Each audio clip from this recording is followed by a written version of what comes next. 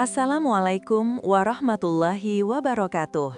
Alhamdulillah, kita kembali dipertemukan dalam kisah-kisah penuh hikmah. Sebelum kita mulai, bagi yang beragama Islam, yuk bersama kita menuliskan solawat bagi Nabi Muhammad Sallallahu Alaihi Wasallam agar kelak kita mendapat syafaat beliau. Malam itu, seorang suami memeriksa ponsel istrinya untuk kesekian kali, dan dari situlah segalanya mulai hancur. Saat kejujuran diganti rahasia, cinta berubah jadi luka, dan penyesalan datang terlambat. Inilah kisah nyata tentang bagaimana rasa curiga bisa menghancurkan cinta yang dulu begitu kuat. Apa yang sebenarnya terjadi di antara mereka? Mari kita mulai ceritanya. Sejak awal bulan, rumah terasa seperti ruang tunggu yang panjang. Jam dinding bergerak pelan, namun jantungku berjalan lebih cepat setiap kali notifikasi di ponselnya berbunyi. Aku mulai terbiasa bangun lebih pagi dan tidur paling akhir, hanya untuk memastikan tidak ada pesan masuk yang mencurigakan ketika ia tertidur. Kebiasaan itu bermula dari satu hal sederhana, sebuah panggilan suara dari nomor tak dikenal di malam hari yang langsung ia matikan. Ia bilang salah sambung. Aku mengangguk, tetapi dadaku tidak ikut tenang. Pagi berikutnya aku membuka percakapan singkat yang ia tinggalkan tanpa kunci. Nada bicaranya sopan, banyak menyinggung pekerjaan, namun ada satu kalimat yang membuat napasku menahan. Terima kasih sudah mau dengar, aku lelah di rumah. Aku menutup layar dan menaruh kembali ponsel itu di tempat semula. Saat ia keluar dari kamar mandi, aku pura-pura merapikan selimut dan bertanya apakah proyek kantor mulai padat. Ia menjawab singkat sambil mengenakan kemeja bergaris dan menyemprot parfum yang jarang ia pakai. Aku mengantar sampai pintu, lalu menatap punggungnya menghilang di tikungan gang. Siang itu pekerjaanku serasa jalan di tempat. Setiap lembar dokumen tak lebih dari bayangan. Aku menatap layar komputer, tetapi pikiranku berkelana ke arah gedung kantornya. Menjelang sore, pesan darinya masuk. Pulang agak larut, ada revisi mendadak dari atasan. Aku membalas dengan kata hati-hati, lalu meletakkan ponsel dengan tangan gemetar. Sore terasa lambat menua. Saat matahari turun, aku sudah duduk di teras, menunggu suara mesin motor yang tidak kunjung terdengar. Malam pertama, aku memilih diam. Malam kedua, aku mulai bertanya. Malam ketiga, aku mulai menekan. Mengapa harus lembur terus? Mengapa pesanmu berubah singkat dan kering? Ia menjawab bahwa ini musim audit dan semua orang di divisi harus menutup target. Suaranya datar, matanya tidak menatapku penuh. Aku mendesak, ia menarik nafas panjang dan berkata aku terlalu curiga. Kami selesai tanpa titik temu. Ia tidur membelakangi, sementara aku memandangi langit yang tidak memberi jawaban. Esoknya, aku menunggu saat lengah. Ketika ia mandi, aku membuka ponselnya lagi. Di bagian atas, sebuah nama yang tidak asing, atasan langsung. Riwayat percakapan terlihat rapi, lebih banyak soal jadwal rapat dan daftar pekerjaan. Lalu, ada satu momen di luar jam kantor. Kalimatnya menenangkan, menilai kerja kerasnya, mengajak istirahat sebentar di kafe dekat gedung. Ia membalas dengan kalimat pendek yang sopan, menyebut lelah dan pusing, serta terima kasih atas perhatian. Aku menutup layar dengan telapak yang dingin. Tidak ada kata yang jelas melanggar batas, namun kedekatan itu terasa nyata. Aku mulai mencatat pola tanpa menuliskannya dimanapun. Hari apa ia pulang larut, jam berapa pesan terakhir dikirim, kapan nada suara berubah. Setiap potongan menjadi rangkaian yang menambah cemas. Di meja makan, sendok beradu dengan piring tanpa obrolan. Di ruang tamu, televisi menyala tanpa isi. Kami duduk berdampingan, tetapi jarak di antara kami terasa semakin lebar. Aku menahan diri agar tidak meledak. Aku juga menahan diri agar tidak menyerah. Akhir pekan datang tanpa rencana. Ia berkata ada pelatihan internal. Aku menatapnya dari ambang pintu, menimbang apakah aku mengecek atau mempercayai. Kecurigaan menang. Aku mengikutinya dari kejauhan. Jalan menuju pusat kota padat. Ia turun di depan gedung kantor, bertemu dua rekan kerja, lalu menghilang di balik pintu putar. Aku menepi di seberang, bersandar pada tiang, menunggu. 2 jam berlalu, pintu kaca terbuka lagi. Ia keluar bersama atasannya. Keduanya berjalan santai ke arah minimarket, membeli air mineral, lalu duduk di bangku trotoar di bawah lampu jalan. Mereka bicara pelan, tidak ada sentuhan, tidak ada tawa keras. Namun bahasa tubuh mereka tidak asing. Seseorang mendengar, seseorang mengerti, seseorang merasa aman. Aku pulang sebelum mereka bubar. Di rumah, aku mencuci wajah berkali-kali, berharap rasa panas di kepala turun. Malamnya ia tiba dengan langkah capai, menaruh tas di kursi, menyapa singkat, lalu duduk di sampingku. Aku ingin bertanya, tetapi kata-kata berhenti di tenggorokan. Ia menatapku sebentar, lalu berkata, ia ingin mandi. Aku mengangguk. Dan ketika pintu kamar mandi tertutup, aku duduk kembali, memeluk kedua lutut, menahan dada yang terasa sesak. Hari bergeser menjadi rangkaian jam yang terukur oleh pesan pulang terlambat. Aku mulai kehilangan tidur. Setiap bunyi kecil membuatku duduk. Setiap motor lewat membuatku berdiri. Aku menyiapkan kalimat agar tidak memicu perang. Namun saat pintu terbuka, suaraku tetap berubah keras. Ia menjawab dengan singkat. Aku menambah desakan. Ia menutup percakapan dengan lelah. Malam habis tanpa hasil. Pagi datang membawa wajah yang sama-sama letih. Aku mengulang pengamatan. Aku mengulang penantian. Aku mengulang pengekangan. Ketika satu malam ia berkata akan rapat sampai lewat tengah malam, aku menjawab baik. Tidak lama setelah itu, aku menyalakan motor dan pergi. Bukan ke kantornya, melainkan ke restoran kecil yang pernah ia sebutkan saat cerita tentang lembur. Aku duduk di meja paling pojok, memesan teh hangat dan menunggu. Pintu berbunyi pelan. Ia masuk bersama atasannya. Mereka mengambil meja di dekat jendela. Lampu tidak terlalu terang. Pelayan meletakkan buku menu. Mereka memesan cepat, lalu mulai bicara. Aku tidak mendengar isi, tetapi wajahnya yang mengendur membuatku paham. Ia seperti orang yang akhirnya menemukan tempat untuk bernapas.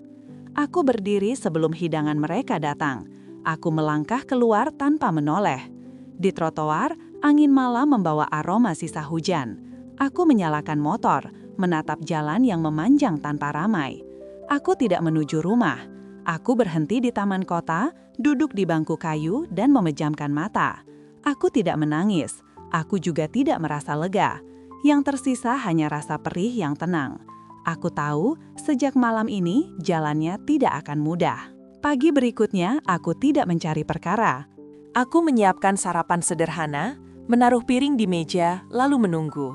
Ia keluar dengan wajah kaget melihat meja yang rapi. Aku berkata singkat agar ia makan.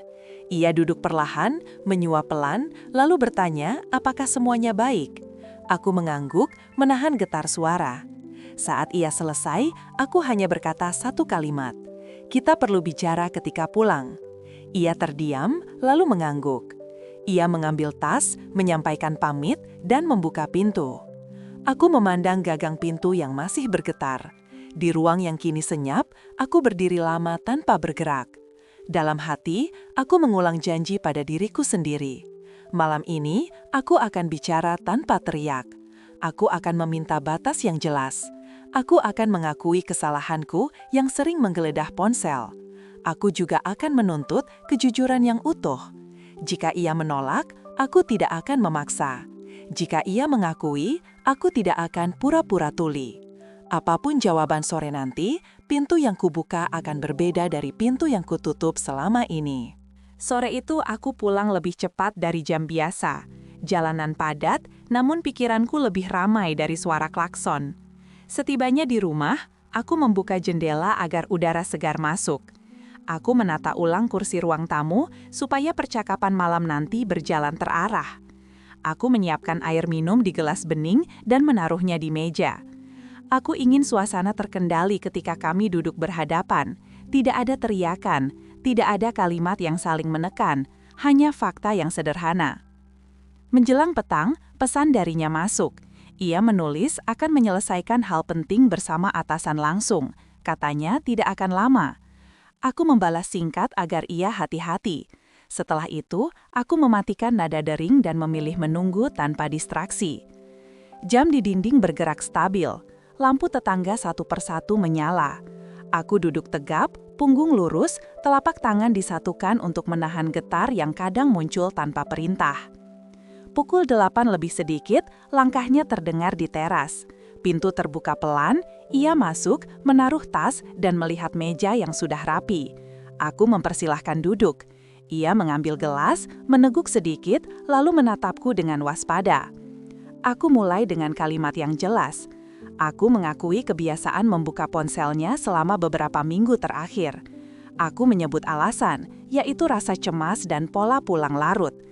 Aku juga mengatakan bahwa kebiasaan itu salah. Aku bertanggung jawab atas ketidaknyamanan yang muncul. Ia mendengarkan tanpa memotong, wajahnya tertahan. Setelah aku selesai, ia menghela napas. Ia berkata, tekanan di tempat kerja meningkat sejak target baru turun dari manajemen. Ia merasa sering tidak didengar di rumah ketika mengeluh, sehingga ia bercerita ke atasan karena merasa aman. Ia mengaku mulai nyaman saat berbicara di luar jam kerja. Nada suaranya landai, tidak berbelit. Ia tidak mencoba menutup kalimat dengan alasan tambahan. Aku kembali menegaskan garis batas. Aku bilang bercerita tentang pekerjaan boleh, tetapi keluar dari jam kantor untuk bertemu di luar berulang kali akan menimbulkan tafsir yang buruk. Aku menyebut risiko nama baik dan jarak yang makin jauh di rumah. Ia mengangguk perlahan. Ia mengatakan mengerti, namun ia juga menegaskan bahwa aku sering memeriksa ponsel tanpa izin, membuatnya merasa diawasi di ruang pribadinya. Percakapan berlanjut ke hal-hal rinci. Tanggal saat ia pergi ke kafe dekat kantor, waktu saat ia pulang bersama atasan karena kendaraan umum penuh, alasan mengapa percakapan kerja pindah ke topik keluarga. Kami membedah satu persatu. Suasana tetap terpegang, tidak ada suara yang meninggi. Aku bertanya dengan kalimat pendek, ia menjawab dengan data. Aku menyimak sampai akhir.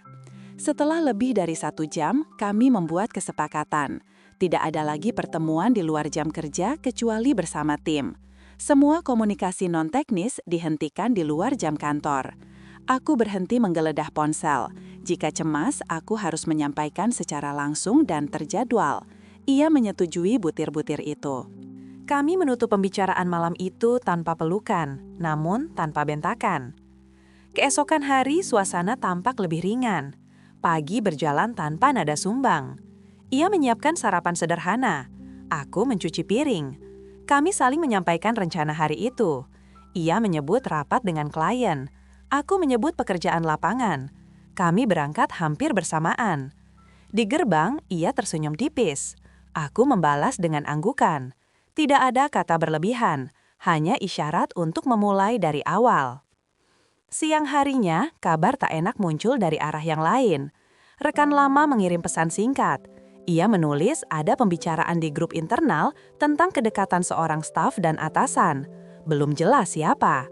Hanya ada petunjuk jam lembur dan lokasi kafe yang sama seperti yang pernah kulihat. Aku membaca pesan itu perlahan. Aku tidak membalas. Aku menunggu kabar dari rumah. Aku memilih berpegang pada kesepakatan semalam. Sore menjelang malam, hujan turun rapi. Jalan di depan kantorku basah. Di sela kesibukan, aku melihat ponsel. Tidak ada kabar tambahan. Sekitar pukul 7, ia mengirim pesan akan segera pulang. Aku menghela nafas panjang. Rintik mulai reda. Aku berbenah dan bersiap pulang. Dalam perjalanan, aku melewati kawasan perkantoran yang sering membuat dadaku berat. Aku menatap lurus ke depan agar tidak terbawa rasa lama. Lampu jalan memantul di aspal. Warung tenda berasap dengan pengunjung yang sedang makan. Aku merasakan dorongan untuk memutar setang ke arah restoran kecil yang pernah menjadi saksi malam yang membuatku guncang. Aku melawan dorongan itu. Aku terus melaju ke arah rumah. Namun di persimpangan terakhir, taksi biru berhenti mendadak di depan. Aku menurunkan kecepatan dan tanpa rencana menoleh ke sisi kanan. Di bawah kanopi sebuah toko, aku melihat 2 sosok yang kukenal. Istriku berdiri di sisi kiri, atasan langsungnya di sisi kanan. Mereka berteduh dari hujan yang baru saja berhenti. Di tangan istriku ada payung lipat yang belum dibuka. Di tangan lawan bicaranya ada map tipis yang diselipkan di bawah lengan. Mereka tidak berdekatan, tetapi jarak di antara mereka tidak jauh. Aku memutar motor dan menepi beberapa meter dari tempat itu. Aku tidak bermaksud membuat keributan. Aku ingin memastikan apakah kesepakatan semalam dijalankan. 2 menit berlalu, 3 menit berlalu. Percakapan mereka terlihat singkat. Istriku menunjuk jam di pergelangan tangan. Atasannya mengangguk. Mereka bersalaman cepat tanpa menarik tangan terlalu lama, lalu berpisah. Ia berjalan ke arah gang menuju rumah. Atasannya memanggil ojek dan pergi ke arah sebaliknya. Aku menunggu sampai situasi kosong. Aku baru melanjutkan perjalanan setelah itu. Di rumah, pintu belum terkunci. Aku masuk dan menaruh helm di rak. Tidak lama kemudian langkahnya terdengar. Ia membuka pintu, menaruh payung dan melambaikan tangan dengan lelah. Aku berdiri di dekat meja. Ia menatapku. Aku berkata, "Terima kasih, sudah pulang tepat waktu." Ia mengangguk. Ia berkata, "Hari ini padat, namun bisa diselesaikan di jam kerja." Ia menatapku lagi dan meminta maaf atas hari-hari sebelumnya. Malam itu, kami makan tanpa banyak bicara, tetapi tidak dingin. Setelah membereskan piring, ia duduk di sofa. Ia bercerita singkat tentang perubahan struktur tim. Beberapa tugas dialihkan, lembur dikurangi. Ia menyebut rencana pindah meja agar tidak perlu rapat berdua di luar ruangan. Aku mengiyakan dan menilai itu langkah yang aman. Ia berkata akan menyiapkan penggantian jadwal antar divisi agar tidak perlu pulang larut. 3 hari pertama berjalan stabil, ia pulang sesuai jam. Pesan datang sebelum senja, nada bicara kembali normal. Aku juga menahan diri untuk tidak menguji kesabaran dengan pertanyaan membabi buta. Kami mulai menata ulang rutinitas, jalan pagi singkat di akhir pekan, belanja kebutuhan bulanan sekali jalan, membersihkan kamar bersama setiap minggu. Pada hari keempat, pola itu diuji. Siang hari, ia mengabari ada presentasi tambahan ke klien yang datang mendadak. Ia menyebut kemungkinan pulang lewat jam biasa. Aku menjawab agar ia memberikan kabar setelah selesai.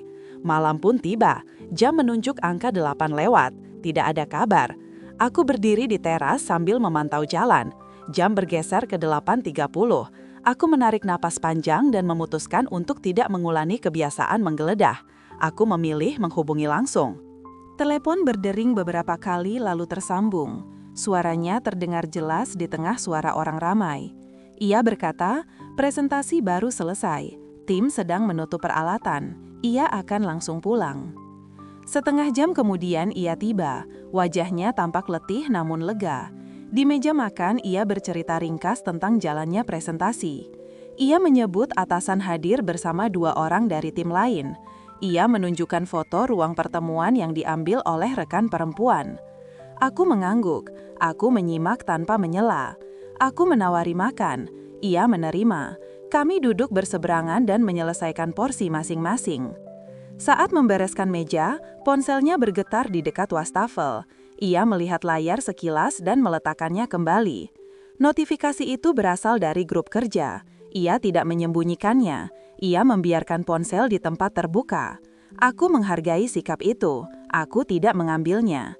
Aku tidak mencari tahu lebih. Aku hanya memastikan langkah kami tidak kembali ke pola lama. Menjelang tengah malam, rumah menjadi tenang. Ia sudah tertidur. Aku duduk sebentar di ruang tamu. Aku mengulang kejadian sorenya di persimpangan jalan. Aku menakar jarak salaman yang singkat. Aku menimpang cara mereka berpisah. Aku mencatat di pikiranku bahwa kesepakatan masih ditaati.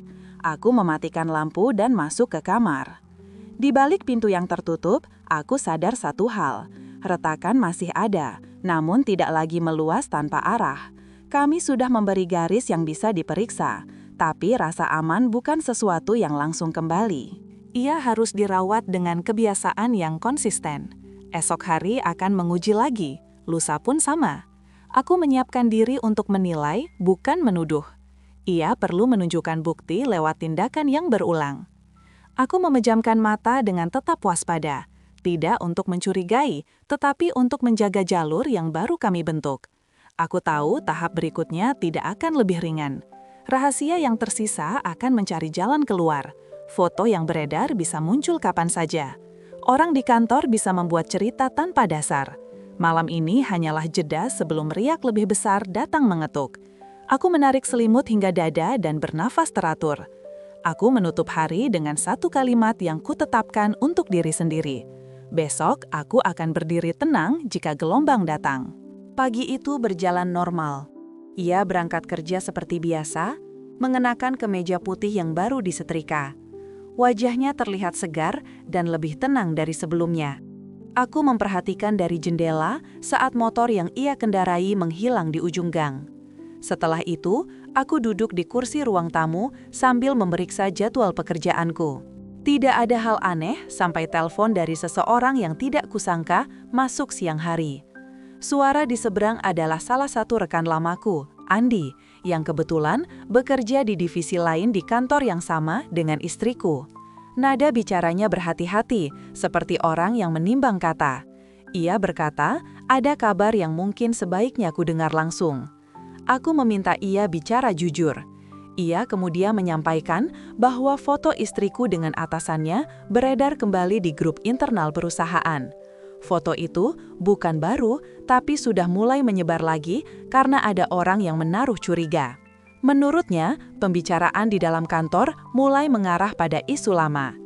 Ia tidak tahu siapa yang pertama menyebarkan, namun ia menegaskan agar aku bersiap kalau kabar itu sampai keluar dari lingkungan kerja.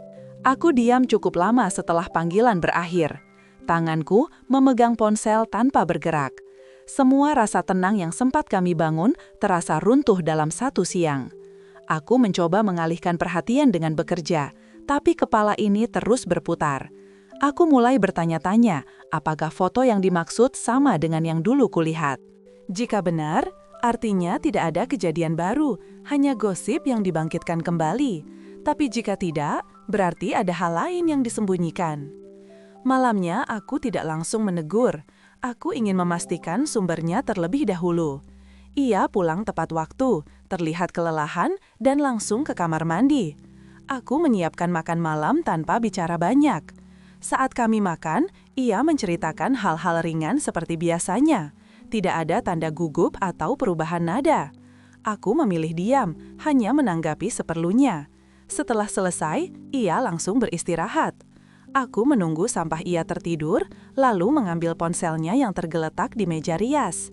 Aku tidak mencari percakapan pribadi, hanya ingin tahu apakah ada pesan dari kantor yang membahas hal itu. Di grup kerja tidak ada apa-apa, namun di grup proyek lama, aku menemukan satu foto yang dikirim oleh seseorang dengan komentar singkat. Kayaknya ini alasan mereka lembur. Aku menatap layar cukup lama. Foto itu menampilkan dirinya duduk di kafe, di depan laptop, bersama pria yang sama. Tidak ada pose aneh, hanya dua orang yang terlihat serius membahas sesuatu. Namun sudut pengambilan gambarnya jelas bukan dari jarak dekat, seperti diambil diam-diam dari luar kaca. Aku menggulir percakapan.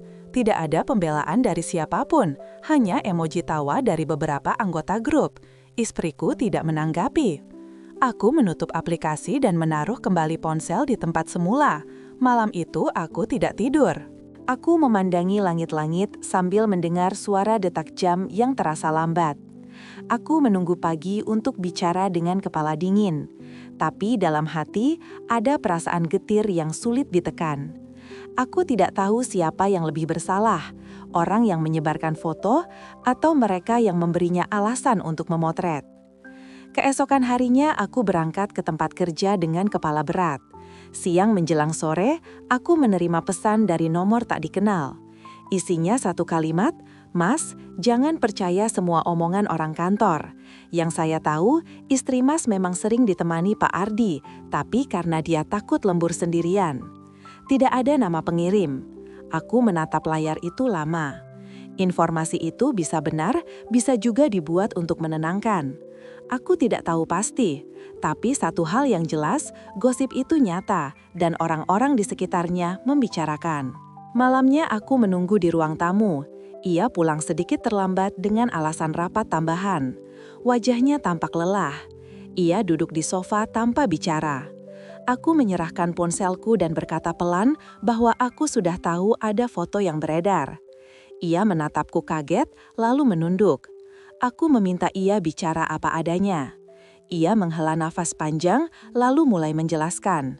Ia berkata foto itu diambil beberapa bulan lalu, saat ia dan atasannya memang sedang membahas laporan proyek di luar kantor karena koneksi internet di gedung mati total malam itu. Ia menegaskan tidak ada hal pribadi yang terjadi. Ia sudah tahu foto itu pernah tersebar, dan atasan langsungnya sudah menegur orang yang pertama mengunggah. Ia tidak memberitahuku karena tidak ingin memperkeruh keadaan. Saat itu, katanya, ia berpikir semua sudah selesai. Aku mendengarkan tanpa menyela.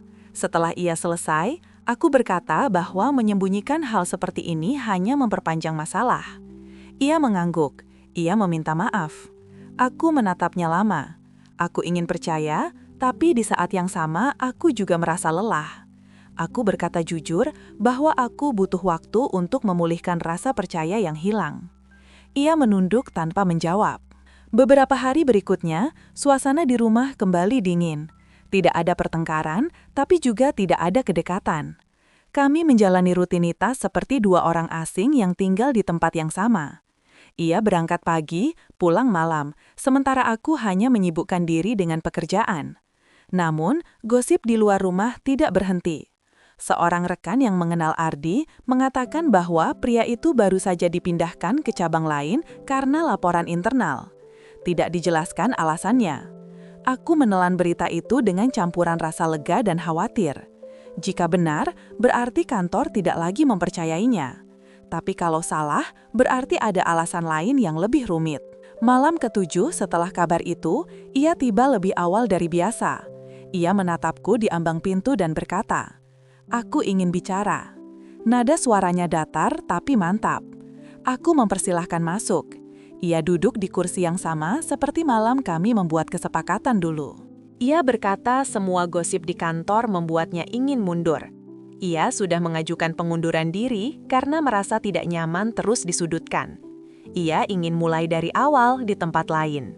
Aku tidak langsung menanggapi. Aku tahu keputusan itu tidak kecil. Ia mengatakan alasannya bukan karena ingin lari, tapi karena ingin membuktikan pada dirinya dan orang-orang bahwa ia tidak seperti yang mereka pikirkan. Ia memohon agar aku memberinya kesempatan terakhir untuk memperbaiki keadaan. Aku menatapnya lama. Suara dalam kepalaku masih menimbang antara percaya atau berjaga. Aku akhirnya mengangguk. Aku berkata, kalau itu yang membuatnya tenang, lakukan. Tapi aku juga menegaskan bahwa kesempatan ini adalah ujian terakhir bagi kami berdua. Jika masih ada kebohongan, hubungan ini tidak perlu diteruskan. Ia menatapku sambil menahan air mata, lalu mengangguk pelan. Malam itu kami diam lama, tidak ada kata manis. Hanya dua orang yang mencoba menyusun ulang kepercayaan yang sudah retak. Di luar rumah, angin membawa suara kendaraan yang melintas. Aku tahu malam ini menjadi batas antara masa lalu dan apapun yang akan terjadi setelahnya. Besok, semuanya bisa lebih baik, atau justru lebih buruk. 2 minggu berlalu sejak ia mengundurkan diri. Hari-hariku terasa sunyi tapi stabil. Ia mulai bekerja di tempat baru, sebuah perusahaan distribusi makanan yang lokasinya tidak jauh dari rumah. Jam kerjanya tetap panjang, tapi ia pulang lebih awal dibanding sebelumnya. Ia tampak berusaha menata hidupnya kembali. Aku melihat perubahan itu dan berusaha menyesuaikan diri. Kami mulai berbicara ringan setiap malam, meski jarak emosional belum sepenuhnya hilang. Namun, perubahan yang tampak baik itu tidak bertahan lama. Suatu sore, aku menerima pesan dari nomor tak dikenal. Isinya hanya satu kalimat. Kalau kamu pikir dia sudah berubah, sebaiknya kamu periksa lagi dengan siapa dia makan siang hari ini.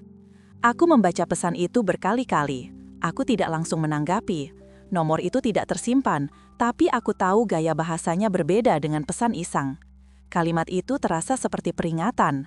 Aku menaruh ponsel di meja dan mencoba menenangkan diri. Tapi semakin lama, rasa ingin tahu makin menekan. Aku menunggu sampai sore. Sekitar pukul 5, aku memutuskan keluar dan menuju ke arah kantor barunya. Aku tidak berniat membuat keributan, hanya ingin memastikan kebenaran pesan itu. Jalanan cukup ramai, namun aku tetap melaju perlahan agar tidak menarik perhatian. Gedung kantornya berlantai 2 dengan papan nama sederhana di depan. Di seberang jalan, ada warung makan kecil yang terbuka ke arah parkiran. Aku menepi di sana, memesan kopi, dan duduk di bangku dekat tembok. Beberapa menit kemudian, pintu kantor terbuka. Ia keluar bersama seorang pria berkemeja biru muda yang terlihat lebih tua beberapa tahun darinya. Mereka berjalan santai ke arah tempat makan di ujung jalan. Aku mengamati langkah mereka. Tidak ada gerakan mencurigakan, tapi keakraban itu nyata. Mereka tertawa kecil, lalu duduk di meja pojok. Aku tidak mendengar isi pembicaraannya, tapi dari cara mereka menatap satu sama lain, aku tahu hubungan itu bukan sebatas rekan kerja biasa. Aku menunggu sampai mereka selesai. Setelah hampir 1 jam, mereka keluar dari tempat itu. Pria itu menyalakan motor, lalu berpamitan dengan senyum lebar. Ia membalas dengan anggukan dan berjalan ke arah parkiran. Aku mengikuti dari jauh sampai ia benar-benar kembali ke kantor. Setelah itu, aku pulang tanpa mengatakan apapun. Malamnya, ia pulang seperti biasa. Ia tampak cerah, bercerita tentang pekerjaan barunya yang menyenangkan. Aku mendengarkan tanpa banyak komentar. Aku tahu jika aku langsung menuduh, semua akan berantakan. Aku memilih diam, menyimpan fakta yang kulihat untuk waktu yang tepat. Tapi malam itu aku tidak bisa tidur. Pikiranku penuh pertanyaan. Siapa pria itu? Apakah ia menggantikan posisi atasannya yang dulu? Apakah ini bentuk pelarian baru? Keesokan harinya, aku memutuskan menyelidiki lebih jauh. Aku mencari tahu tentang kantor itu melalui media sosial. Dari foto-foto yang diunggah di akun resmi perusahaan, aku menemukan gambar tim kerja mereka. Di barisan belakang, aku mengenali pria yang sama. Namanya tertera di keterangan, Rendra, Kepala Divisi Penjualan. Aku membaca lebih jauh. Ia baru bergabung 3 bulan lalu. Dari komentar rekan-rekannya, ia dikenal sebagai sosok ramah dan mudah akrab.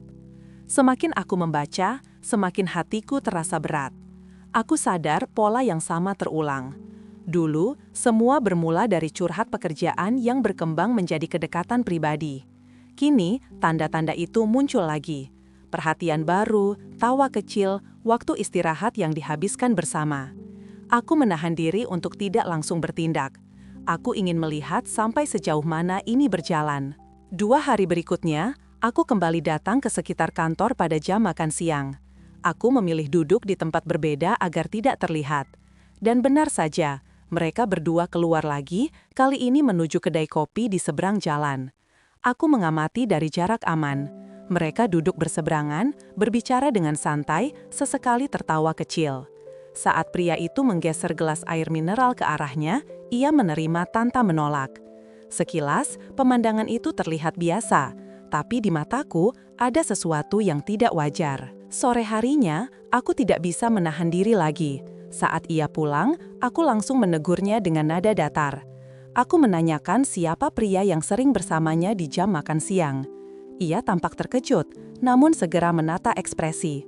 Ia menjawab singkat, "Itu kepala divisi, semua orang juga sering makan bersama dia." Aku menatapnya tanpa bicara. Ia menambahkan, "Aku tidak ada apa-apa dengannya. Kau terlalu cepat menilai." Aku menjawab pelan, "Aku tidak menilai, aku melihat." Kalimat itu membuatnya diam. Wajahnya berubah tegang. Ia berkata bahwa ia lelah selalu dicurigai, bahwa setiap langkahnya selalu diawasi, dan bahwa aku belum benar-benar memaafkan masa lalunya. Aku menjawab, "Aku sudah memaafkan, tapi aku tidak bisa menutup mata jika kesalahan yang sama terjadi lagi." Pertengkaran itu berlanjut lebih panjang dari yang kukira.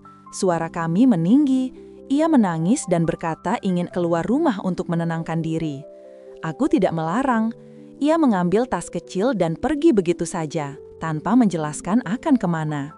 Malam itu, rumah kembali sunyi seperti dulu. Aku duduk di kursi ruang tamu sampai larut malam, menatap pintu yang tertutup rapat. Pukul 12 lewat sedikit, pesan darinya masuk. Isinya singkat, "Aku di tempat temanku. Aku butuh waktu." Aku tidak membalas.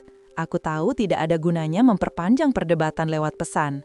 Aku hanya menatap layar ponsel sampai layar mati sendiri. 2 hari berikutnya, ia tidak pulang. Ia hanya mengirim pesan sekali sehari untuk memberi kabar singkat. Aku tidak mencari kemana perginya. Aku tahu ia perlu ruang. Tapi di saat yang sama, aku sadar sesuatu berubah di dalam diriku. Aku tidak lagi sekedar curiga. Aku mulai lelah. Rasa marah dan kecewa bercampur jadi satu, berubah menjadi ketidakpedulian perlahan-lahan. Hari ketiga, sekitar sore, ia akhirnya pulang. Wajahnya terlihat lesu, matanya sembab. Ia langsung masuk ke kamar tanpa bicara. Malamnya, saat kami makan, ia berkata pelan, "Aku tidak bertemu siapa-siapa. Aku hanya butuh waktu sendiri." Aku tidak menanggapi. Ia menatapku sebentar, lalu berkata lagi, "Aku sadar, semua ini terjadi karena aku tidak bisa jujur sejak awal. Aku takut disalahpahami, padahal justru sikapku yang membuat salah paham itu tumbuh." Aku menatapnya dalam diam. Ia melanjutkan, "Aku janji, ini yang terakhir. Aku tidak akan membuat jarak baru dengan siapapun lagi." Aku menjawab singkat, "Aku harap begitu." Setelah percakapan itu, kami tidak bicara lama. Ia masuk kamar lebih dulu, sementara aku masih duduk di meja makan, memandangi sisa nasi di piring. Aku tahu, malam ini menjadi awal babak baru dari hubungan kami. Bukan lagi sekedar tentang kesetiaan, tapi tentang kelelahan dua orang yang terus berusaha mempertahankan sesuatu yang sudah lama retak. Di luar, suara hujan mulai turun. Tidak deras, tapi cukup lama untuk membuat atap berderak pelan. Aku mematikan lampu ruang tamu dan masuk ke kamar dengan langkah berat. Ia sudah tertidur menghadap tembok. Aku berdiri sebentar di sisi ranjang, lalu berbaring tanpa menyentuhnya. Dalam hati, aku tahu badai yang sebenarnya baru saja dimulai. Malam itu aku tidak bisa tidur. Hujan turun deras sampai menjelang pagi. Suara air yang menetes di talang seperti bunyi jam yang tidak berhenti. Aku menatap langit-langit kamar dengan mata terbuka. Istriku tidur membelakangi, wajahnya menghadap dinding. Jarak di antara kami tidak jauh, tapi rasanya seolah ia berada di tempat yang tidak bisa lagi kucapai. Pagi datang tanpa sapaan. Ia bangun lebih dulu, menyiapkan sarapan seadanya, lalu berangkat kerja tanpa banyak bicara. Aku menatap punggungnya sampai hilang di gang depan rumah. Hanya suara mesin motor yang tertinggal. Aku duduk di kursi ruang tamu, membuka ponsel, lalu membaca ulang pesan-pesan terakhir kami beberapa hari lalu. Semuanya singkat, dingin, dan datar. Tak ada lagi kalimat yang menunjukkan kehangatan. Hari itu, rasa ingin tahuku kembali muncul. Aku tidak ingin mengulang kesalahan lama, tapi naluri seolah mendorongku untuk mencari tahu. Aku membuka akun media sosial kantor barunya. Di bagian foto kegiatan, aku melihat beberapa unggahan. Ada satu gambar yang menarik perhatianku. Sebuah acara tim, semua karyawan berfoto bersama. Dan di ujung barisan belakang, aku melihat Rendra, pria yang dulu kulihat makan siang dengannya, berdiri di sebelah istriku. Di foto itu mereka tampak santai, tapi yang membuatku curiga adalah ekspresi istriku. Ia tersenyum dengan cara yang tidak kulihat lagi ketika bersamaku. Senyum itu lepas, ringan, seolah tidak membawa beban apapun. Sore harinya, aku menunggu di depan rumah lebih awal. Aku ingin melihat wajahnya ketika pulang, membaca perubahan sekecil apapun di matanya. Ketika ia datang, aku langsung tahu ada sesuatu yang disembunyikan. Ia tampak terburu-buru masuk rumah, mengganti pakaian, lalu duduk di kursi ruang tamu dengan wajah tegang. Aku duduk di depannya tanpa berkata apa-apa, hening beberapa menit. Ia menunduk, memainkan jari tangannya sendiri. Aku membuka pembicaraan dengan kalimat sederhana. "Aku lihat foto acara kantormu, kalian tampak akrab." Ia menatapku cepat, lalu mengalihkan pandangan. "Itu cuma acara biasa," jawabnya singkat. Aku mengangguk pelan tapi tidak puas. Aku sudah berusaha percaya, tapi aku juga manusia. Kalau aku salah paham, jelaskan. Jangan biarkan aku menebak-nebak lagi. Ia menghela nafas panjang, lalu berkata dengan nada datar, "Aku tidak melakukan apa-apa, tapi aku tidak bisa memaksa kamu untuk percaya." Kalimat itu membuat darahku mendidih. Aku menahan diri agar tidak meninggikan suara. "Jadi kamu menyerah saja begitu? Setelah semua yang sudah terjadi, kamu tidak mau menjelaskan apapun?" Ia menatapku tajam. Aku sudah menjelaskan terlalu banyak, tapi kamu tidak pernah benar-benar mendengar. Percakapan berubah jadi perdebatan. Aku menuduhnya masih menjalin kedekatan dengan orang yang sama. Ia membela diri bahwa semua itu hanya hubungan profesional. Aku memaparkan apa yang kulihat dan kudengar. Ia menolak dengan alasan yang semakin membuatku tidak yakin. Suara kami semakin tinggi, sampai akhirnya aku memukul meja keras. Ia terdiam, lalu berdiri, menatapku dengan mata berkaca. "Aku capek," katanya dengan suara bergetar. "Aku capek terus dianggap salah." Aku membalas cepat, "Kalau kamu tidak punya apa-apa, kenapa harus takut aku tahu?" Ia menatapku tajam, lalu berbalik. "Kamu tidak tahu bagaimana rasanya hidup dengan seseorang yang terus mencurigaimu setiap hari." Ia mengambil tasnya dan berjalan ke arah pintu. Aku memanggilnya, tapi ia tidak menoleh. Pintu tertutup keras, meninggalkan suara gema yang panjang. Aku duduk di kursi, menatap pintu itu lama. Dalam kepala, perdebatan tadi terus berulang. Setiap kalimat seperti gema yang tak mau berhenti. Malam itu, aku tidak melakukan apapun. Aku hanya duduk di ruang tamu, menatap foto pernikahan kami di dinding. Gambar itu terasa asing. Dua orang yang tersenyum lebar di dalam bingkai itu seolah bukan kami. Aku tidak tahu kapan semuanya berubah secepat ini. Keesokan paginya, ia tidak pulang. Aku mencoba menghubungi ponselnya, tapi tidak aktif. Aku menunggu kabar hingga siang. Jam menunjukkan angka 12 ketika notifikasi pesan masuk dari nomor yang tidak kusimpan. Isinya pendek, "Dia baik-baik saja. Tolong beri waktu." Tidak ada nama, tapi aku tahu siapa yang mengirim. Nomor itu sama dengan pesan anonim yang pernah memperingatkanku tentang makan siang mereka. Aku membalas dengan kalimat tegas, "Jangan ikut campur urusan rumah tangga orang." Tapi tidak ada balasan setelah itu. Aku menatap layar lama, lalu meletakkannya di meja. Rasa panas menjalar dari dada sampai ke kepala. Aku merasa dipermainkan oleh keadaan. Sore harinya, aku memutuskan pergi ke kantor tempat ia bekerja. Aku menunggu di depan gedung dengan motor menyala. Tidak lama, aku melihatnya keluar dari pintu utama bersama Rendra. Mereka tampak terkejut melihatku di sana. Rendra mencoba menyapa sopan, tapi aku tidak menjawab. Aku menatap langsung ke arah istriku. "Naik," kataku pendek. Ia menunduk, lalu berjalan menghampiri dan duduk di belakang motor tanpa berkata apapun. Di perjalanan pulang kami tidak bicara, hanya suara mesin dan angin sore yang terdengar. Setibanya di rumah, aku mematikan motor lalu masuk ke ruang tamu. Ia menutup pintu pelan dan berdiri di hadapanku. "Aku tahu kamu datang ke sana karena pesan itu," katanya. Aku menjawab datar. "Aku datang karena aku suamimu. Aku punya hak tahu apa yang kamu lakukan." Ia menatapku tajam, matanya memerah. "Kalau begitu, aku juga punya hak untuk tidak diperlakukan seperti orang bersalah setiap hari." Aku mendekat selangkah. "Kamu membuat dirimu terlihat bersalah. Aku tidak butuh bukti lagi kalau sikapmu selalu seperti itu." Ia memukul dadaku pelan dengan tangan gemetar. "Kamu tidak pernah mau mengerti. Aku hanya ingin dimengerti, bukan dihakimi." Suara kami meninggi, emosi menumpuk. Ia menangis, aku marah. Kata-kata saling bertabrakan tanpa jeda. Sampai akhirnya, ia menjerit. "Aku memang salah. Aku sempat dekat dengannya.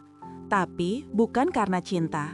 Karena aku lelah selalu dicurigai di rumah sendiri." Kalimat itu membuatku berhenti bicara. Ruangan terasa sunyi mendadak. Ia terisak sambil menutupi wajahnya. Aku berdiri terpaku, tidak tahu harus melakukan apa. Semua tuduhan yang selama ini kupegang akhirnya keluar dari mulutnya sendiri. Tapi mendengarnya langsung justru tidak membuatku lega. Ia duduk di lantai sambil menangis. Aku menatapnya tanpa suara. Waktu terasa berhenti. Aku menyadari satu hal. Kepercayaan yang hancur bukan hanya milikku, tapi juga miliknya. Ia lelah karena curiga yang kubangun, dan aku hancur karena kebenaran yang akhirnya terungkap. Malam itu tidak ada yang bicara lagi. Kami duduk di tempat yang sama, tapi dunia di antara kami sudah runtuh. Tidak ada amarah tersisa, hanya keheningan panjang yang tidak bisa dijelaskan. Ketika ia akhirnya berdiri dan melangkah ke kamar, aku tidak menahannya. Aku tahu malam ini menjadi titik jatuh bagi kami berdua. Setelah ini, arah hidup kami tidak akan sama lagi. Aku hanya bisa duduk di kursi, menatap kosong ke arah pintu kamar yang tertutup rapat, sambil menyadari bahwa tidak ada yang menang dari pertengkaran ini. Yang ada hanya dua orang kalah yang saling kehilangan. Sejak malam itu, rumah berubah menjadi tempat tanpa suara. Kami masih tinggal di bawah atap yang sama, tapi masing-masing hidup dengan pikirannya sendiri. Ia tidak lagi banyak bicara. Aku pun tidak mencoba memulai percakapan. Kami makan di meja yang sama, namun waktu makan terasa seperti menjalani kewajiban, bukan kebersamaan. Setiap gerakannya terasa hati-hati, seolah takut salah sedikit saja bisa memicu pertengkaran baru. 3 hari setelah pengakuan itu, aku mulai sadar bahwa amarahku sudah tidak sebesar dulu. Yang tersisa bukan lagi kemarahan, melainkan rasa kosong yang sulit dijelaskan. Aku tidak tahu harus kecewa kepada siapa. Ia yang melanggar janji, atau diriku sendiri yang memupuk rasa curiga sejak awal hingga membuatnya mencari tempat lain untuk merasa dihargai. Malam keempat, ia memberanikan diri bicara. Ia duduk di ujung tempat tidur sambil menunduk. "Aku ingin minta maaf," katanya pelan. "Bukan hanya karena kesalahanku dengan Rendra, tapi karena aku tidak pernah bisa jujur tentang perasaanku sendiri." Aku hanya menatap tanpa menjawab. Ia melanjutkan, "Aku tidak tahu sejak kapan hubungan kita berubah. Awalnya aku cuma ingin kamu percaya, tapi setiap hari kamu terus mencari bukti aku bersalah. Lama-lama aku benar-benar jadi orang yang kamu bayangkan." Aku menelan ludah, menahan emosi yang muncul tiba-tiba. "Kamu sadar apa yang kamu bilang?" Ia mengangguk. "Aku sadar, aku tahu aku salah. Tapi kamu juga harus tahu kenapa aku bisa sampai di titik itu." Aku menatapnya lama. "Kamu bisa mencari cara lain, tapi kamu memilih jalan yang menghancurkan segalanya." Ia tidak membantah. Air matanya mulai mengalir. Ia berkata lirih, "Aku tahu dan aku menyesal, tapi penyesalan tidak mengubah apa-apa." Malam itu, ia tidur di kamar tamu untuk pertama kalinya. Aku membiarkannya. Tidak ada gunanya menahan seseorang yang sudah tidak tahu lagi apa artinya tinggal di sisi kita. Sejak saat itu, rutinitas berubah sepenuhnya. Ia berangkat kerja lebih pagi, pulang lebih malam. Aku berhenti menanyakan kabar, dan ia berhenti memberi penjelasan. Kami hidup seperti dua orang asing yang sekadar menunggu waktu habis. Namun di dalam diam itu, aku melihat sesuatu yang tidak bisa diabaikan. Setiap malam setelah makan, ia sering duduk di ruang tamu, menatap kosong ke arah jendela. Kadang ia menggenggam ponsel, kadang hanya menatap lantai. Tidak ada ekspresi di wajahnya, hanya kelelahan yang terlihat jelas. Aku tidak tahu apa yang ia pikirkan, tapi aku tahu rasa bersalah mulai menggerogoti dirinya. Suatu pagi, aku menemukan surat pengunduran diri di atas meja makan, tanpa sepatah kata pun tertulis selain tanda tangannya. Aku menatap kertas itu lama, bukan karena isinya, tapi karena ini pertama kalinya ia meninggalkan sesuatu tanpa menjelaskannya. Aku tidak tahu apakah ia berniat pindah pekerjaan lagi atau benar-benar ingin berhenti bekerja. Saat aku bertanya, ia hanya menjawab pelan, "Aku tidak mau ada gosip lagi, aku ingin diam." Sejak itu, ia lebih sering di rumah. Ia menghabiskan waktu dengan hal-hal kecil, membersihkan dapur, mencuci pakaian, menata ulang rak. Semua dilakukan dengan diam. Tidak ada permintaan maaf lagi, tidak ada pembicaraan panjang. Tapi setiap kali aku lewat di depannya, pandangannya selalu jatuh ke lantai. Seperti seseorang yang tidak tahu lagi bagaimana cara menatap orang yang pernah ia sakiti. Malam ke-7 setelah ia berhenti bekerja, listrik sempat padam selama beberapa jam.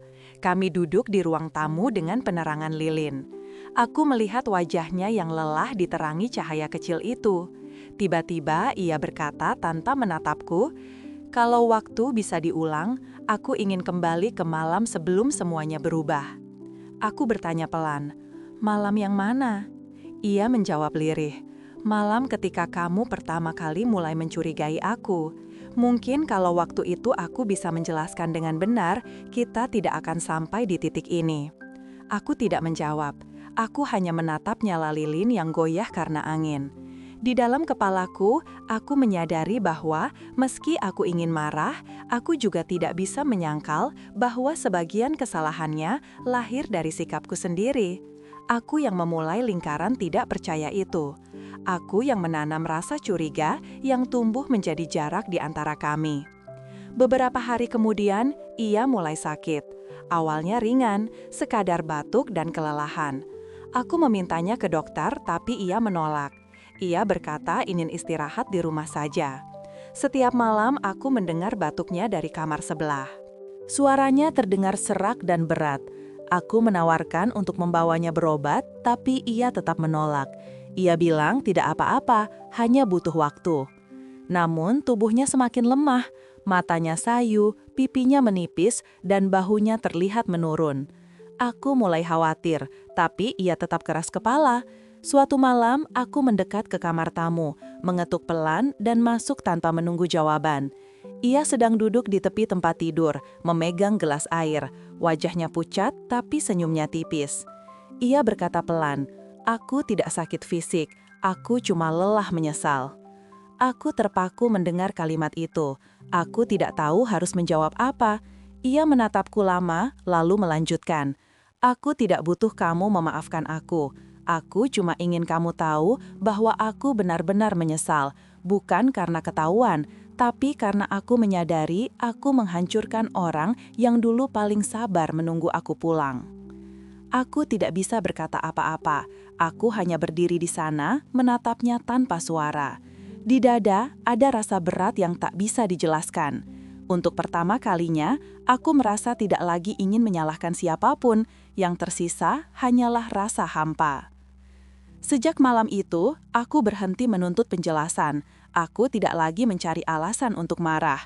Aku hanya ingin waktu berjalan tanpa luka baru. Kami hidup dalam sunyi, tapi tidak lagi saling menyerang. Setiap pagi, aku masih menyiapkan sarapan, dan ia masih menyiapkan pakaianku seperti dulu, meski tanpa kata. Namun aku tahu, sesuatu di antara kami sudah rusak terlalu dalam. Tidak ada yang bisa memperbaiki tanpa meninggalkan bekas. Kami berjalan dalam rumah yang sama, tapi arah hidup kami sudah berpisah. Ia hidup dengan penyesalan yang tidak pernah ia ucapkan sepenuhnya, sementara aku hidup dengan perasaan kehilangan yang tidak bisa kujelaskan kepada siapapun. Hari demi hari berlalu dengan lambat. Tidak ada pertengkaran, tapi juga tidak ada kedekatan. Yang tersisa hanya dua orang yang sama-sama tahu bahwa cinta mereka sudah tidak punya tempat untuk pulang. Aku tidak tahu bagaimana akhir dari cerita ini akan berjalan, tapi di dalam hati aku sadar, penyesalan tidak datang untuk menebus, hanya untuk mengingatkan bahwa sesuatu pernah salah dan tidak akan pernah bisa kembali seperti semula. 2 bulan berlalu sejak ia berhenti bekerja. Selama waktu itu, aku hampir tidak pernah mendengar namanya disebut oleh siapapun. Lingkungan rumah menjadi tenang, namun ketenangan itu terasa seperti jeda sebelum badai baru datang. Kami berdua hidup dengan rutinitas yang tampak normal di luar, tapi sebenarnya hanya 2 orang yang saling menjaga jarak agar tidak saling melukai lagi. Suatu sore, aku menerima panggilan dari nomor asing. Suara di seberang terdengar gugup dan pelan. Ia memperkenalkan diri sebagai Sinta, mantan rekan kerja istriku di kantor lama. Ia meminta maaf karena baru berani menghubungi. Katanya, ada sesuatu yang harus aku tahu. Suaranya bergetar ketika menjelaskan bahwa Rendra, pria yang dulu dekat dengan istriku, baru saja dipecat karena ketahuan menggoda 2 karyawan perempuan sekaligus. Salah satunya bahkan melapor ke bagian HR karena pelecehan. Aku mendengarkan tanpa memotong. Sinta berkata bahwa semua orang di kantor akhirnya tahu bahwa selama ini Rendra memang sering memanfaatkan kedekatan dengan bawahan perempuannya untuk keuntungan pribadi. Ia tidak menyebut nama istriku secara langsung, tapi aku tahu arah pembicaraannya ke sana. Sebelum menutup telepon, Sinta hanya berkata, "Saya kasihan sama Mbak. Dulu semua orang salah paham, padahal dia cuma salah memilih orang untuk curhat." Telepon terputus. Tapi kepalaku masih penuh dengan suara Sinta. Aku duduk lama di kursi, tidak bergerak. Pikiranku kembali ke semua malam ketika aku menuduh istriku tanpa ampun. Ke semua kali aku membentaknya karena yakin ia berbohong.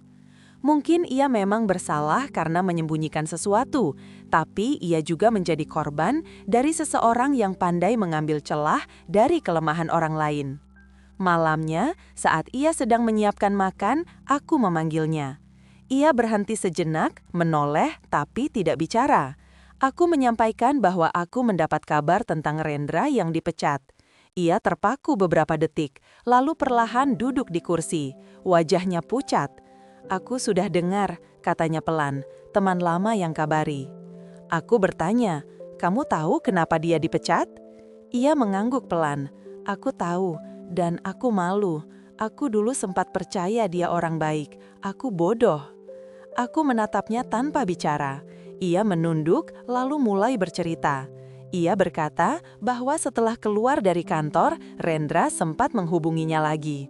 Pria itu meminta maaf atas gosip yang dulu terjadi dan mencoba mengajaknya bertemu. Ia menolak, tapi Rendra terus mengirim pesan sampai akhirnya ia memblokir semua kontaknya. Ia tidak pernah berniat kembali, tapi berita pemecatan itu tetap mengguncangnya. Ia merasa seperti dihantam rasa bersalah 2 kali, karena dulu pernah dekat dan karena kini tahu bahwa orang yang ia percayai ternyata memang tidak layak dipercaya. Ia memegangi wajahnya sambil berkata pelan, "Aku pikir semua ini sudah selesai, tapi ternyata aku masih dihantui masa lalu yang aku buat sendiri." Aku menatapnya lama, lalu berkata, "Kamu tidak bisa terus menyalahkan dirimu. Tapi kamu juga tidak bisa menghapus apa yang sudah terjadi." Ia menatapku dengan mata merah. "Aku tidak mau dimaafkan. Aku cuma ingin kamu tahu aku sudah belajar. Aku tidak akan pernah menaruh kepercayaan salah lagi." Setelah percakapan itu, suasana rumah berubah sedikit. Ia mulai lebih banyak bicara. Aku juga tidak sekeras dulu. Tapi luka lama tidak hilang semudah itu. Kadang ketika kami duduk berdua, hening tetap terasa lebih nyaman daripada percakapan. Ia tidak lagi mencari perhatian, dan aku tidak lagi mencari pembenaran. Kami hanya berusaha hidup tanpa menambah luka baru. Beberapa minggu kemudian, aku mendengar kabar dari tetangga bahwa Rendra kini bekerja di luar kota. Ia sempat membuat masalah di perusahaan barunya dan dilaporkan ke pihak berwenang, tapi kasusnya tidak berlanjut karena kurang bukti. Aku tidak menanggapi kabar itu. Aku hanya menatap wajah istriku malam itu yang tampak tenang namun masih menyimpan banyak sisa rasa bersalah. Hari-hari berikutnya, ia mulai sibuk dengan kegiatan sosial di lingkungan sekitar. Ia membantu di posyandu, menjadi relawan di kegiatan ibu-ibu, dan mengajar anak-anak mengaji di sore hari. Ia jarang bicara tentang masa lalunya lagi. Tapi kadang, ketika duduk sendirian di teras, matanya kosong menatap jalan. Aku tahu ia masih mengingat semuanya, hanya saja sudah tidak punya tenaga untuk menyesali lagi. Suatu sore, saat aku pulang kerja, aku melihatnya sedang menata pot di halaman depan. Ia tersenyum kecil, lalu berkata, "Aku ingin halaman ini jadi hijau lagi." Aku hanya mengangguk. Itu kalimat sederhana, tapi aku tahu maknanya jauh lebih dalam. Ia ingin memperbaiki sesuatu yang dulu hancur, bukan rumah, tapi dirinya sendiri. Malam itu, untuk pertama kalinya dalam waktu yang lama, kami makan malam sambil berbicara ringan.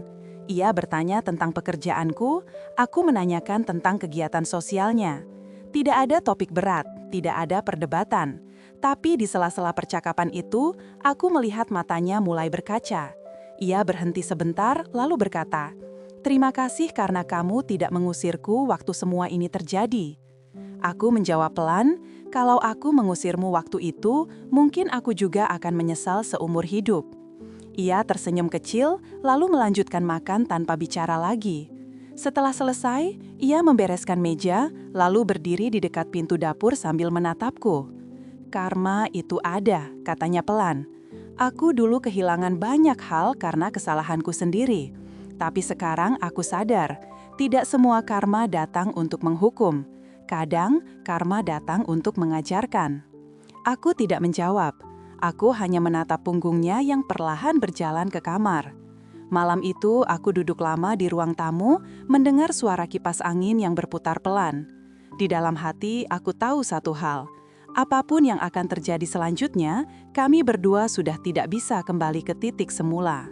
Tapi mungkin setelah semua luka dan penyesalan itu, kami akhirnya mulai belajar bagaimana hidup tanpa saling menyakiti lagi. Malam itu berakhir tanpa pertengkaran, tapi dengan kesadaran baru, bahwa kadang seseorang tidak perlu dihukum untuk merasakan karma. Kadang cukup hidup dengan beban penyesalan yang tidak pernah benar-benar hilang. 4 bulan setelah semua kejadian itu, hidup kami perlahan berjalan normal. Tidak sepenuhnya seperti dulu, tapi cukup tenang untuk disebut damai. Aku masih bekerja seperti biasa, sementara ia mulai menjalani rutinitasnya di rumah dan kegiatan sosial. Kami jarang membicarakan masa lalu, mungkin karena sama-sama tahu tidak ada gunanya membedah sesuatu yang sudah hancur. Tapi di balik ketenangan itu, aku tahu hubungan kami belum benar-benar pulih. Kami masih saling menjaga jarak, seolah takut salah satu dari kami mengulang kesalahan lama. Satu sore di hari Sabtu, aku pulang lebih cepat dari kantor karena kegiatan dibatalkan. Saat melewati area pasar di pinggir kota, aku tanpa sengaja melihat seseorang yang membuat langkahku berhenti. Di depan toko kelontong, berdiri seorang pria dengan wajah yang sangat kukenal, Rendra. Ia tampak berbeda, wajahnya lebih tirus, rambutnya kusut dan pakaiannya berantakan.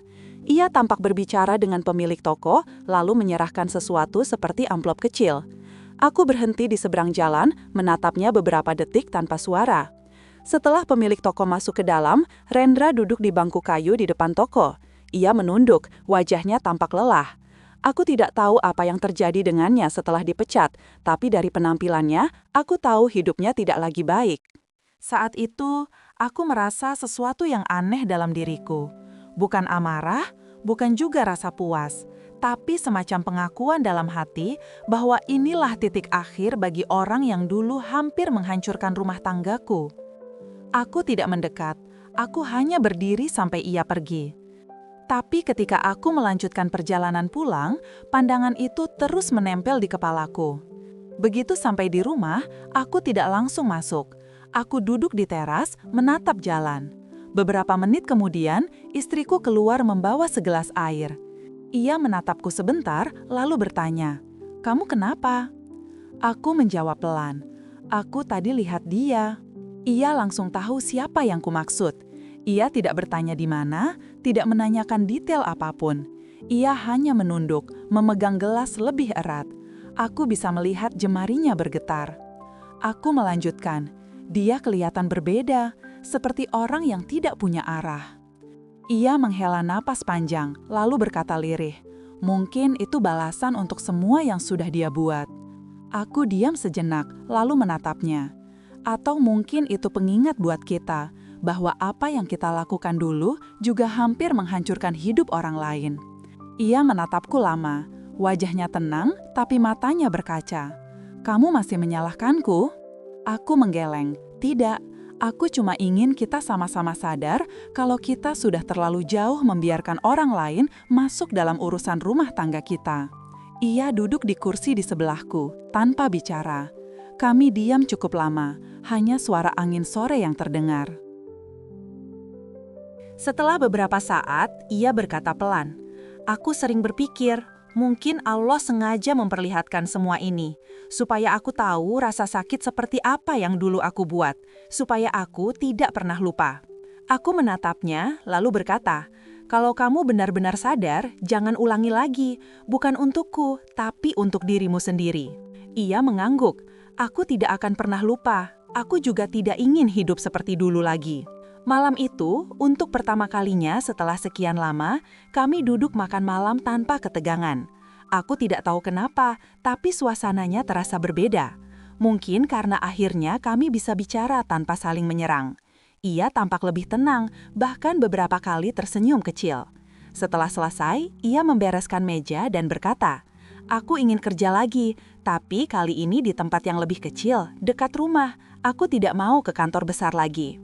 Aku mengangguk, "Kalau itu membuatmu nyaman, aku tidak melarang." Hari-hari berikutnya, ia mulai bekerja di toko bahan makanan milik seorang tetangga. Setiap pagi, ia berangkat setelah subuh dan pulang sebelum maghrib. Ia terlihat lebih cerah, lebih ringan, seolah menemukan ritme hidup yang ia butuhkan sejak lama. Aku ikut senang melihat perubahan itu. Rumah kembali terasa hidup meski sederhana. Namun, kehidupan tidak selalu berjalan tanpa ujian. Suatu sore, aku menerima pesan dari nomor asing. Kali ini bukan ancaman atau gosip. Pesan itu dari seseorang bernama Hendra yang mengaku sebagai saudara jauh Rendra. Ia menulis singkat, "Terima kasih sudah tidak mempermalukan dia waktu itu. Sekarang dia sedang sakit keras. Dia sering menyebut nama kalian. Katanya dia ingin minta maaf." Aku membaca pesan itu berkali-kali. Aku tidak tahu harus bagaimana. Bagian dalam diriku masih menyimpan luka, tapi bagian lainnya merasa tidak tega. Malam itu aku menceritakan isi pesan itu kepada istriku. Ia terdiam lama, lalu berkata pelan, "Kalau benar dia ingin minta maaf, mungkin aku harus datang. Aku ingin menyelesaikan semuanya dengan cara yang baik." Aku menatapnya lama. "Kamu yakin?" Ia mengangguk mantap. "Aku tidak mau membawa dosar karena menyimpan dendam. Aku sudah cukup lama menyesal." 2 hari kemudian kami pergi bersama ke alamat yang dikirimkan. Rumah itu kecil dan sederhana, di pinggiran kota.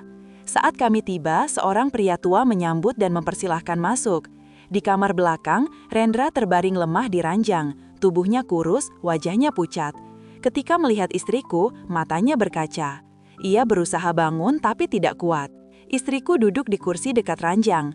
Tidak ada amarah di wajahnya, hanya rasa iba. Ia berkata pelan, "Aku datang bukan untuk mengungkit apapun. Aku cuma ingin kamu tenang." Rendra tersenyum tipis, suaranya lemah. "Aku yang harus minta maaf. Aku menghancurkan banyak hal, termasuk kamu." Ia menunduk, menahan air mata. "Aku juga bersalah. Aku membiarkan semua terjadi." Aku berdiri di sisi pintu, tidak ikut bicara. Aku hanya menyaksikan 2 orang yang dulu saling membawa luka, kini duduk saling menunduk dengan air mata. Setelah beberapa menit, Rendra berkata pelan, "Aku tidak minta dimaafkan. Aku cuma ingin bilang, kamu pantas bahagia. Jangan terus dihantui masa lalu." Istriku mengangguk pelan. "Aku sudah memaafkan. Semoga kamu juga dimaafkan oleh Allah." Kami pulang setelah itu tanpa banyak kata. Di perjalanan, ia memegang tanganku erat.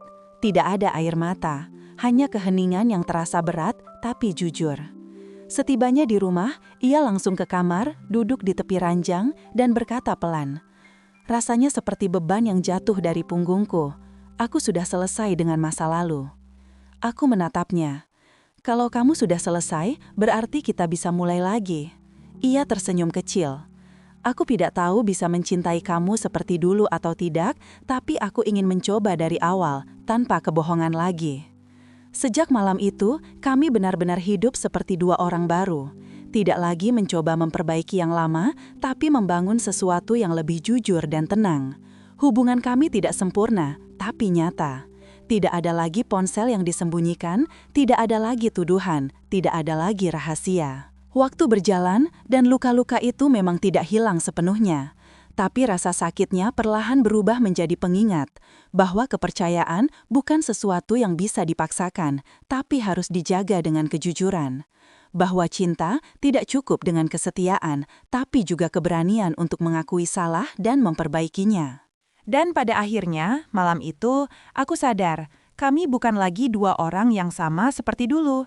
Kami bukan korban atau pelaku, tapi 2 manusia yang sama-sama belajar bahwa pernikahan bukan tentang siapa yang paling benar, melainkan siapa yang paling mau bertahan setelah semuanya hancur.